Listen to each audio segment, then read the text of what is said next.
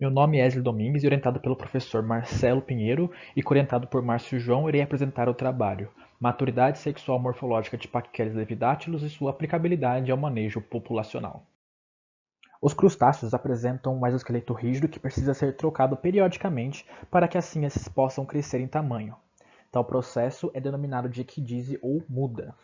Ao longo do desenvolvimento, esses animais podem sofrer alterações morfológicas nos somitos de seus apêndices, as pinças dos crustáceos e em seus tagmos, ou seja, no abdômen. Tais estruturas são consideradas caracteres sexuais secundários.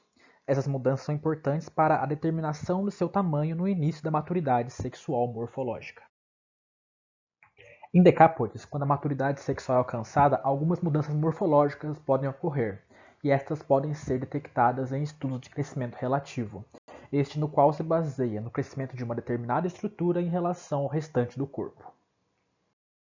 Os porcelanídeos são crustáceos anomuros de pequeno porte, encontrados sob as rochas na linha de maré, sendo a maioria de vida livre, além de algumas espécies comensais. Desempenham um papel de grande relevância nos ecossistemas costeiros, onde funcionam como um elo entre a matéria orgânica particulada e níveis tróficos mais elevados, além de serem indicadores da diversidade e complexidade desses ambientes costeiros. Dentre esses porcelanídeos temos Pachyceles levidátilus. Ele se distribui desde Pernambuco até o Mar de la Plata e Monte Hermoso na Argentina e pode ser encontrado associado a aglomerados arenosos do Sabellarídeo Pragmatopoma caudata, um poliqueta marinho construtor de recifes da zona de entre marés na costa das Américas. A partir disso, o presente estudo tem por objetivo avaliar as relações morfométricas para a estimativa do tamanho de maturidade morfológica dos machos e fêmeas de Pachyceles levidátilus em suas fases de desenvolvimento jovem e adulta.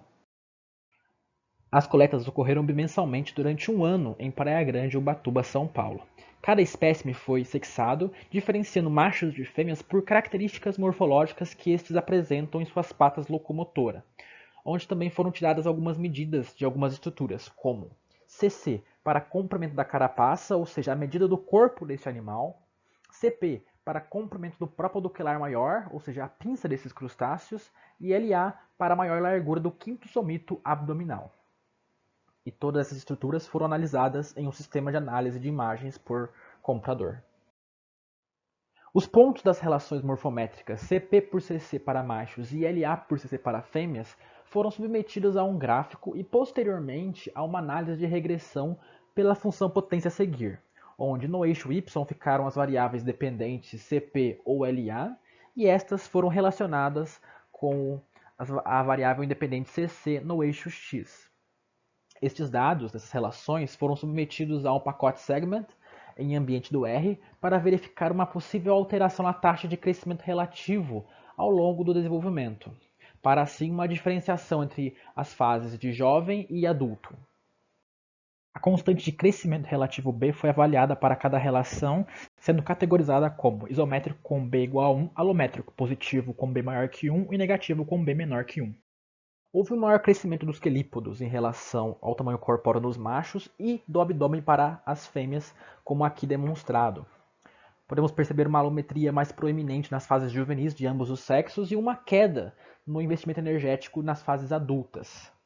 Para essas relações biométricas, a intersecção entre as linhas de regressão, ou seja, a muda puberal, ocorreu com 3,5 mm de cc para machos e 5,3 mm de cc para fêmeas, estimados estes como o tamanho de maturidade morfológica, onde assim representam 37,6% nos machos e 50,5% das fêmeas, o tamanho máximo de cada sexo.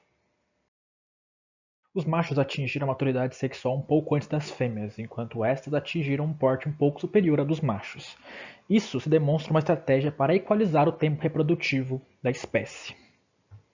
Conhecer o tamanho no início da maturidade favorece um melhor entendimento da estrutura populacional de uma espécie, pelo reconhecimento de percentual de juvenis e adultos, e assim podemos estabelecer algumas áreas, como por exemplo, uma área de maior recrutamento juvenil ou migração de adultos, uma área de equilíbrio populacional ou uma área de recrutamento juvenil reduzido. Por fim, elucidar tais questões é essencial às ações de manejo populacional, propiciando a conservação da espécie. Obrigado por sua atenção. A seguir teremos as referências.